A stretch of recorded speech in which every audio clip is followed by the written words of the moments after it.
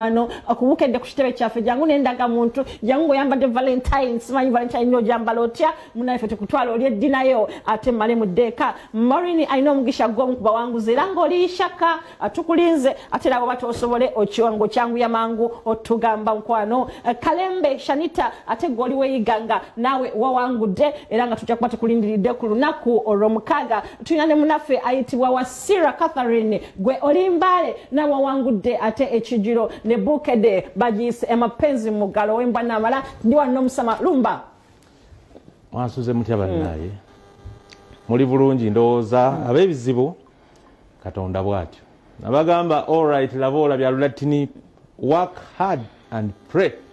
waliwo abaga nti kansabe nnyo nga sikola awo bookema Katonda n'omulwadde atanywa ddagala nti bansabire era oba oli muzibu kale naye era tusabire nnyo bannaye abafa naffe ffenna twesabire kubanga naffe tuli mu kisiibo tumanyi nti vumuvu kyenjogeredde ekyo y'ensonga eziri maka ga Sheikh Nuhu Muzaata batte ezatulemeredde kubanga olutalo luli wano lwogenda okulaba maama wa Kulthum yafa naye ono maama muto naye ye maama we Kulthum minisita w'abavubuka n'abaana Nakiwala Kingi baganda ba Muzaata ne Muzaata yennyini bonna nga bali wamu mu lutambiro ogenda okulaba naye nga olabira ddala confusion so enkya bagenda kuddamu batuulewa administrator general okulaba ekiwandiiko ekyafulumya amyuka administrator general akola ku nsonga z'abafu Madina Nakibuule ng'akkiriza Kulthum okuddayo ate kino ng'akusinziira ku munnamateeka lawyer Nalukoola nti bannaye ate minisita n'oyisa ekintu nti olyaddeyo ng'ate nkya tuddayo wa administrator general awe waasibusa obuzibu ninga badde ba Nakiwala Kingi minisita oyo eggulo sooka tulageko nga bwe bagala nyini mwatali kati munnaye waliwo wa poliisi eyazze tulage omukulu oyo yabadde waka wa poliisi akyagamu oba yazze kuuma mulembe oba yazze kukola ki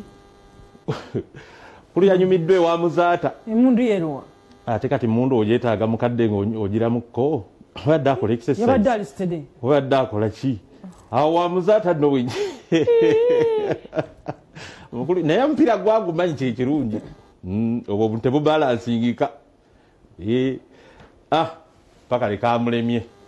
kale Muzaata nadda nalaba sigamba oyo musirikale nalaba byonna ebiri ewakaawe nsuba omulanga abamu bagamba nti aba aswadde abalala bagamba nti addayo n'agamba kyovula Mukama ndowooza bwe tufa tetudda tudda eri gye tutamanyi there is life after death naye wano kitulema okutegeera kale bawulirize baabano kyannaku nnyo nti minisita Honorable Florence Nakiwala Kingi minisita w'ensonga z'abavubuka n'abaana abato ate ayise w'alina okukoma bw'atandise okugenda ate agabe ebyobugagga by'abagenzi baclients bange bantegeezezaako ti olunaku lwaleero minisita yeegasse ne Hajati Kulthum Nabunya ne bagenda ne balumba amaka g'omugenzi Sheikh Nuhu Muzaata mu kifuba ne bayingira era n'agamukwasa nti mwabaabeera ng'ate kimanyikiddwa bulungi nti ensonga ezo zikyali wa administrator general bwe bakutenda okudduka ate toyita wammwe nabwekityo minisita wa buyinza naye ebyo tebirimu mu byalina okukola era nabwekityo atuwadde omukwesese oguteekateeka okuwawaabira gavumenti ya kuno okutuuka ku Lwokuna nga musazeewo administrator general n'atuwa court order bwampa court order ng'abaana tebalina kuba wano ajja bampa mbatwale mu maka g'abaana abavubuka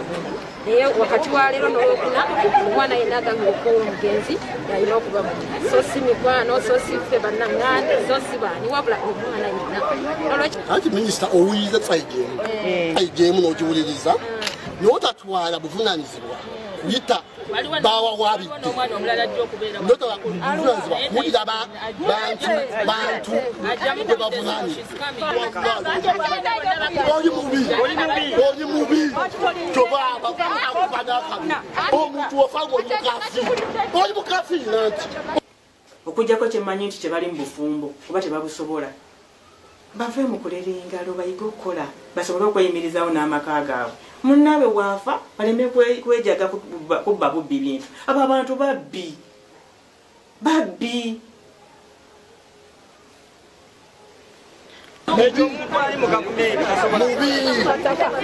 Saagala nti maka banga omwami wange yavuddewo naye omwana wange alina rights okukulira mu maka ga taata we banga ddajjo wano we yatuleka. Kagamba tekikola makulu kuba kulyazaamanya abakyala n'abaana kulanga omwana Sheikh abundabunda nga tiyamulekera amaka ge awaka walina okuzibwa. Abaana tetwagobanga komo abaana nga tubaagala babiriwo oba buli mwana alina maama bonna bwe banaafe nti olw'okuba baana ono ajja abeerewo omukyala n'abaana beabaana naye omuntu beautiful girl omuntu olina ne PhD bageri kati onoyambala otya gawundi owulidde ojambala otya aye n'omaliriza ng'okoze ekisembayo aye ne bakukwata nga wefulumutani house boy bino atabyagala siriye byange bino nze mbyogera atabyagala afume mututeekako nnyo ebigambo gambwe ne mutwonoona mu bantu. Abasajja bali wano abali innocent naye abakazi babateekako agagambo mangi ate talina wakwewolezaako. Subhana rabbika rabbil izzati amma yasifun wa salaamun ala al-mursalin walhamdulillahi rabbil alamin. Ya rabbi. Assalamu alaikum wa rahmatullahi wa barakatuh. Ate nno ku mukolo wa Muzeeyi Adamu Muzaata gye yasomba okwogerera ebintu ebyo ku mukolo gwe yasembayo okukola okuba kwanjula okwo ne gwe yali agamba mbu yaliwo ng'ate yanonye ki anti kaakati naye yaliwo era kyavaaga nti atayagala afulume atabyagala afulume ng'amulaba ng'amulaba awo gwalumiriza okumutwalako omuntu we oli omukyala gw'olabye ayambadde stress ziringa ez'ekikoyi ye Bugirita Amina ono gwe baga nti yanoba myaka 25 nenze kati waliwo yesitategeera kati bano baba Bugirita bo bagamba bagala ki pate ziri 3 abawagira Bugirita Amina ye mukyala wa Muzaata omukulu n'abatonotono kubanga bo balowooza nti ku Lusuumu ono yali olw'okuba yasaba divorce yali agenze bwe balowooza era we wali amakanda awo kati ate n'abagamba nti abaana bakomewo kati nga anywa sessanga olabirira mwana muto myaka 12 alina okudda ewaka problem ate baagala maama waakomewo ate katulaba nti birimu era butategeeragana kati ate ya omwana abeera waatya ng'ate maama ate gwabadde abeera naye ate oli eri waliwo ekirala ekikwesaawo so kati enkyayo wa administrator general bagenda kuwuliriza Muzaata yalina abaana abalala abato kubanga kati olabye omusajja oli abadde ayomba oyo muganda wa Muzaata kati maama ono abadde addamu bali nti abantu baagala kutwala bintu bya Muzaata lwaki temwekolere ebyammwe ne maama nayayogedde bubi babbi bannange bintu bino biwanvuye nnyo naye nga kati ono ye maama wa Kulusuumu oli omusajja akaayana muganda wa Muzaata ono ye Bugirita ono ali mu kikooyi oba kikooyi kati muganda wa Muzaata yayagala ki just banyiivu wa Kulusuumu only that kituufu kati baagala oli agende dda kuba bagamba ono nno omukyala no mukulu ono Amina agamba nti poloti mbu yagigula abitandise naye kati ebintu ebimu byetaaga bujulizi ddala bw'oleeta ati wagigula ekyo kibanga ekiwedde ati agamba toli musiraamu yali asobola okufuna abakyala abana nti kaakati bw'aba asobola okufuna nange naliyo wadde ndi bweru kwabadde ku kyeyo yakomye obukomi nti nange nga naliyo nga nali mukyala we kati waba asobola okufuna kati ku Lusuumu bamuleke we yabadde asimba amakanda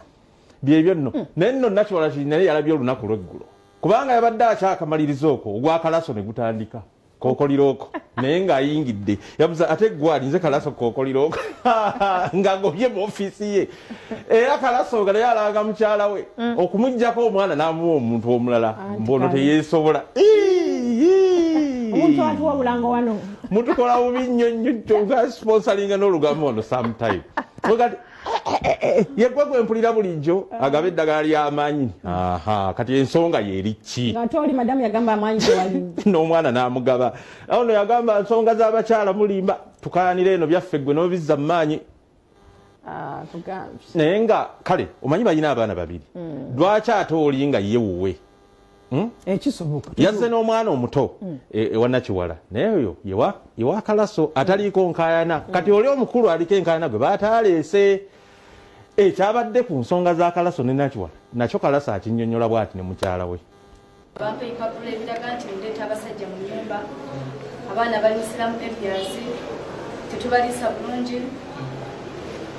nina n'emizendi ebyenkola nemubuuza ze ekituufu njagala bujulizi bwabyo sagala kutikako kintu kyesitakoze ekyo kyesitakoze netusula ne mediator okugogola ensanje n'atulemwa oyo mukulu namuwako dda ku mwana namala n'emyezi 4 n'amutulugunya amukuba amalako emirimu bala lwabeera ntata we kaseera n'abeera kumutya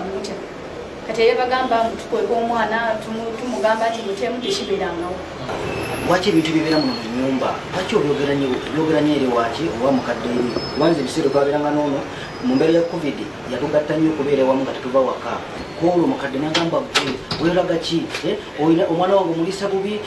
nja kwavaze maama nayomba bingi nnyo nanvuma nnyo nemugamba mukadde ate kinanga tudanga nakumpita mamozi esenze nkuzaala lwali olwo nanjija ngamba mukyala wange namugamba maama nganvumye angambye aganye n'okufumba emmere waliwo n'eddagala enalindeese mugamba nfumbirako ddagala lyange nangamba nono nangamba sijja kulifumba maama ngambe sijja kufumba tewonna kusatu nangamba agati njagala ssente zakola sinana wembeera njagala kumpa sinana wembeera njagala nnyumba nankwata emizigo gyali emizigo 5 nangendayo nga mugamba zejo beera waliki n'abaana bo beerawo emizigo nangamba ye tabiranga buno tabira na butoyi tabira na kuba ekyamazima omwana first born ate sirina abaana bangi nina abaana 3 mu bulamu omukyalo ono yaddira omwana ono nangamba era bafunamu netweyombamuko nangamba njagala nkutwale wataata w'omwana ono muweeyo kubanga buuziza Kalaso naye munnange ensonga ez'abatabulanga nnafu naga nti nze kyanyiza n'obusungu bwennyina ekyantusa okuntwala ewannakiwala kiki ye nazaala okuyingira mu nsonga zaffe ate nanvuma nnyo nankunkumula nange nemugaa tokyali nazaala wange katolaba kati ye yamugamba kirungi ani ono Kalaso yagamba kirungi nazaala kale weewaawo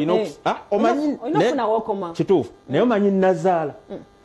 ebintu ebimu alina bikwata ate mpola ate ofundako ne taata kuba abasajja tuwulira tuba n'amaanyi naye maama ye abaddala muzaŋŋanda anti kakati era n'okwecangira oba weecangira bwere kubanga omanyi muntu mukulu alina amakulu ebyo tobyogera tomanyi kiyinza kuddawo after 5 years kituufu naye okimanyi nti baakebera omwana wa Kalaso DNA nga wa Kalaso kati sigwa kati wala sigwa byogera obusungu bubaawo bingi bisobola ba mu busungu naye mulimu byotakola kuba omusango gw'abano gwadda myaka 3 ogwa Kalaso wadde lockdown yagutusizza kale olaba